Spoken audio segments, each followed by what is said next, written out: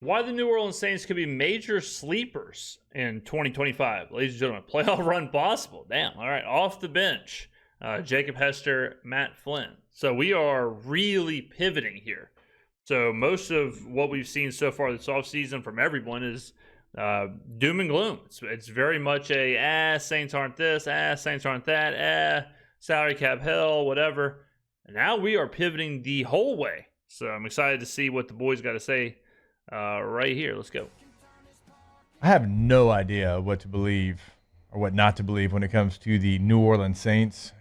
And I know that's scary. I know it's a little frightening, but I also kind of like it. There's a great unknown out there, and we're all expecting them to be really bad. Yeah, so the word for this is volatility.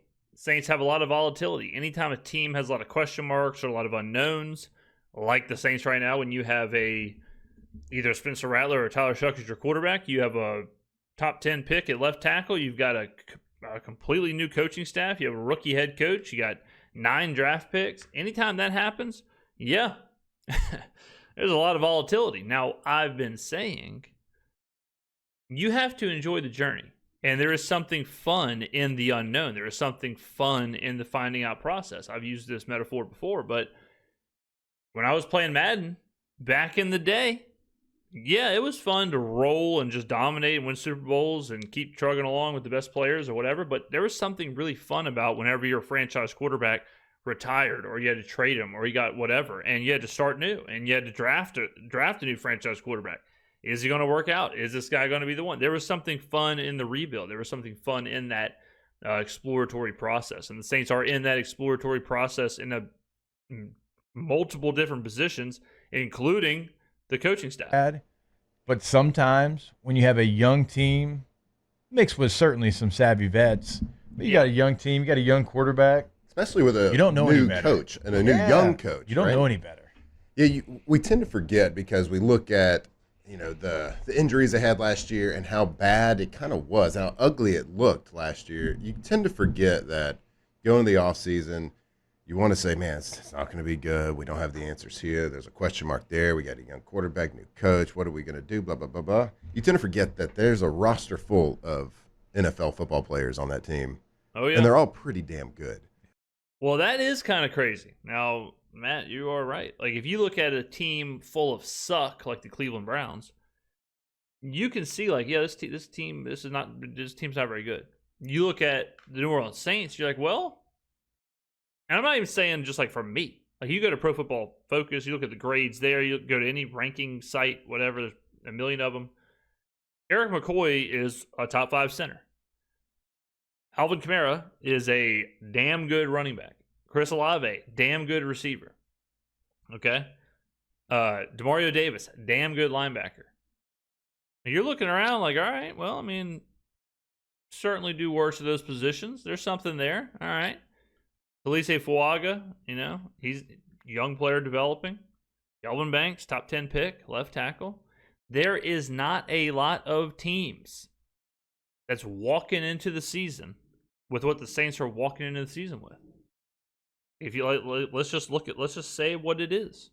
Chris Olave, Rashid Shaheed, Brandon Cooks were not impactful last year. Cooks wasn't on the team. Olave and Rashid are hurt. Okay. Eric McCoy was hurt most of last year. Look at the Saints. Just look at that. So now you got a brand new number 1 wide receiver, number 2 wide receiver, number 3 wide receiver. You have a new center. You have a new left tackle. You have a new quarterback. You have a new head coach. Who can say that? What teams can say that? Not many. So you never really know what to expect every single year, whether it's high school, college, NFL, no matter what. There's always something that surprises you. Yeah. So the question has to be asked, why not the Saints? I'm intrigued with all the new. I'm intrigued with the quarterback competition, obviously, but you said it, like, you have a young head coach. You have an innovative young head coach. You have somebody that has been in multiple places, kind of found himself in multiple offenses, and what can he take from each offense that he's been a part of. He's had different quarterbacks, like Dak Prescott's never going to be confused for Justin Herbert. Justin Herbert's never going to be confused for Jalen Hurts. Jalen Hurts is never going to be confused for whoever wins the Saints job. And I think that's a positive for Kellen Moore and the fact that he's been successful with 3 different types of quarterbacks. I mean, like, guys, I know Ben Johnson gets all the shine, but if you look at their resumes, Kellen Moore has a better resume than Ben Johnson. Right? Especially right now. Like, especially where we stand right now. Kellen Moore just won a Super Bowl. Okay? Kellen Moore is, like, he's 36. That's getting lost in this whole thing. Is that Kellen Moore is well younger than Aaron Rodgers. Right? If Kellen Moore coaches for 30 years, in his 60s. Not that big. If he coaches for 30 years, he'll be younger than what Pete Carroll is right now. Much younger. It's crazy. And it's pretty positive, like all the things that we're hearing from the reports, whether it's from Nick or reporters or, Scott, the quarterback's coach, like everything seems really positive. And what I like about it is you do have this young coaching staff, but they're young, open, offensive coaching staff that is going to maneuver this offense around the talent. They're not going to move the talent around their offense. Right. They're going to build it around the talent, which is really cool. They're going to do that at every play. Like, that's what's so good about this new style of coaching, and that includes the Sean McVays of the world and the Kyle Shanahan's of the world, is that it's a per-play scheme. It is not you set your game plan on whatever, Tuesday, Wednesday, you implement it, you run through, and then you hope it works out during game time. That's not how it goes. They are moving the chess pieces during the game, every single play, every single situation, like every single spot in that game. They are analyzing, evaluating, pivoting, evolving. And now the Saints are part of that. Cool, and that's what you see with these young coaches and these guys that know ball, have been around, like you said, around a lot of different types of talent, a lot of different types of quarterback. So that could be really exciting. We could be better than people are giving us credit for. I just said us. Look at me. Whoa. Wow. Look at that. Doesn't take long, huh? Does not take long. Crazy. That's wild. That really is crazy. It's one thing. Wow. Oh my, ladies and gentlemen. Whoa. You did get paid by them, though. That's true. Last helmet I ever put on. But then you look on the defensive side of the ball, a lot of questions there, but you have an ex-NFL head coach running the defense. Yeah. And who has been a successful defensive coordinator in the past. That's why he got the job as a head coach. The defense is absolutely, I think the defense is a way bigger question mark than the offense, even though the offense has the quarterback battle and all that. The run defense specifically was horrible last year. And I just had a commenter ask me, they were like, what did we do to fix the defense? You do have to put some stock into the fact that it's an entirely new scheme, that it's an entirely new approach to defense. Danny Stutzman was absolutely elite when it came to run defense in college. I mean, he had like a 92 run defense grade on PFF. I'm not going to sit here and be like, no, our run defense is fixed. We have Danny Stutzman. Like, there's going to be some, there's going to be some pain points. Hopefully, Brandon Staley getting involved. Hopefully, the system fixes some things. Hopefully, he gets players in better positions. But, you can't fix everything at the same time. And it might be another year. It might be another draft class where instead of Kelvin Banks, next year you use your first rounder on an interior defensive lineman. I don't know, but the defense definitely does have question marks. I feel very confident with Tyrann and Justin Reed. Cornerback is a per play kind of thing. I could care less about having a big name cornerback versus the cornerbacks we have. Run defense is the point that if I had to say what am I most concerned about for the Saints this year, it's absolutely the run defense. Now if some people step up, whatever, we'll see. But the defensive line / interior defensive line still remains the weakest point of this team for sure. No doubt about it. Head coach. Yeah, I mean, he was successful early on as a head coach, and that thing went sideways on him quick. He made a few bad decisions. Maybe too much in the analytics game. A little aggressive. Yeah, I tell you what, Staley's a guy that basically, he played blackjack and he, whatever, hit on 16 10 times and 10 times busted. And it's like, well, what are you going to do? Like, he just took coin flip situations. He was very aggressive in the analytics, and they burned him every single time. Sometimes that happens, and you wonder if they all go the other way. Is Brandon Staley still the coach of the Chargers? I don't know, but yeah, it was tough to watch towards the end there. I mean, it was legitimately every fourth down, every 2-point conversion, everything he tried to do just backfired. A little A aggressive. little aggressive on some of those fourth downs. Hey, every possession ends in a kick. Go for it and miss it. Every possession ends in a failed fourth down. When we had Jimbo on, we should have said, "Hey, coach, every possession ends in a." And if you think I'd have said it? Oh yeah, for sure. Yeah. Boom! Eternal darkness, unbelievable.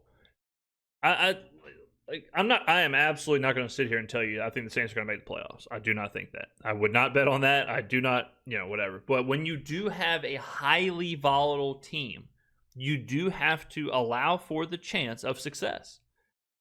It's easier to bet on negative things happening because negative things happen more than positive things, just in general. Like players will not pan out more than they do pan out. It's just statistics, right?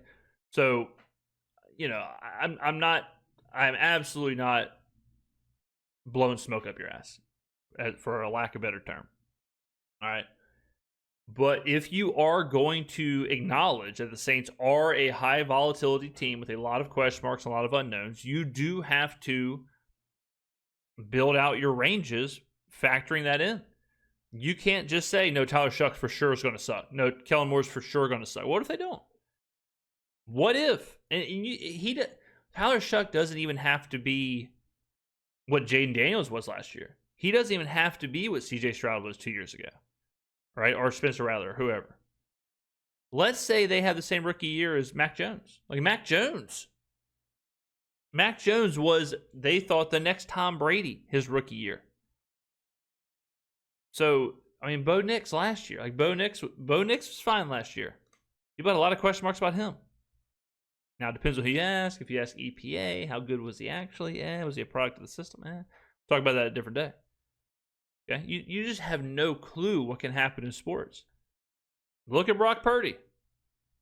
Right? It is what it is. And yeah, it would have been really easy I'll tell you what, it would have been really, really easy when Trey Lance goes down and the Niners are looking at Brock Purdy. It would have been really easy for someone to get up there and say, we're going to suck because Brock Purdy sucks. He was taking this pick. He's this height. He's this size. We're not going to be good. Next thing you know, you're in the Super Bowl. Again, I'm not saying the Saints are going to be in the Super Bowl. What I'm saying is that when you have this much unknown, there is a level of, well, maybe. Well, I can see. I think this will be one of the most exciting Saints seasons and one of the funnest Saints seasons in a long time. Totally regardless, totally just separate from the record. I have said I think the Saints are going to win 6 games. And I am as excited for this season as I've been for any season in the last however many years. Because I love that unknown. And I love the finding out process. And I cannot wait to see what Kellen Moore's like on game day. I cannot wait to see what we do week in and week out. I cannot wait to see these 9 draft picks play. I cannot wait to see Chris Olave, Alvin Kamara. I can't wait to see Kelvin Banks. I can't wait to see Trevor Penning at guard. I can't wait to see how Brandon Staley is as a defensive coordinator. I can't wait to see which quarterback wins and which quarterback is playing. Who's the starter? How do they look? What's the offense we're going to run? This is as good of a time to be a Saints fan as I can remember. Salary cap's looking good. Dodged a ton of bullets with potential coaching hires. I'm feeling good, right? So people are seeing it. People are talking about it. I love where it's at. Now, yeah, it could all go to hell in a handbasket for sure. It could absolutely all go just completely south. Kellen Moore could be the next Nathaniel Hackett. Tyler Shuck or Spencer Rattler could be the next Mac Jones, I guess. Like, you just never know. But in that unknown, that's where excitement is, ladies and gentlemen. All right. Get on down in the comments below. Let me know what you think. Thank you for watching. And I will see you in the next video. Buy a hat, buy a shirt, buy a mug. Wait, we don't have hats. Buy a shirt, buy a mug. Hats coming soon.